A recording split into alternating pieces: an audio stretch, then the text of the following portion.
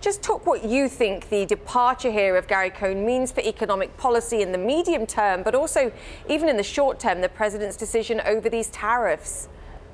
Well, look, I think, and across the board on both sides of the aisle, you're seeing condemnation of this as a policy for economics.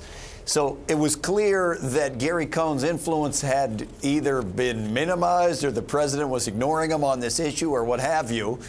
So I'm not surprised that he would leave. I think there are a lot of business people and economists looking at this and saying, uh-oh, now what? Because several of the advisors who remain have been talking absolute economic nonsense, and if they are the ones who get the upper hand and influence on the president, it could be a very bad sign for the U.S. economy and for the world economy. Austan, like all of us, you're an outsider looking in at this Trump White House.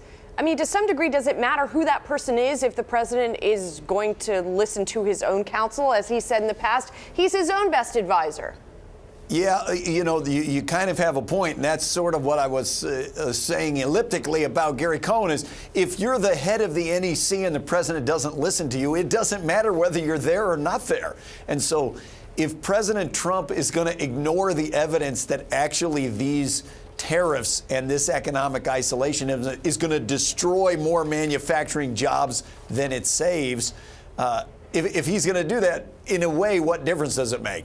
But in a different way, it does matter because there are a boatload of terrible ideas that come through every White House, and it seems like a double boatload of bad ideas that come through in this White House, and there've got to be some people at least pushing back and getting rid of some of the worst ones, and if that role goes away, I really shudder to think what could be coming down the pipe.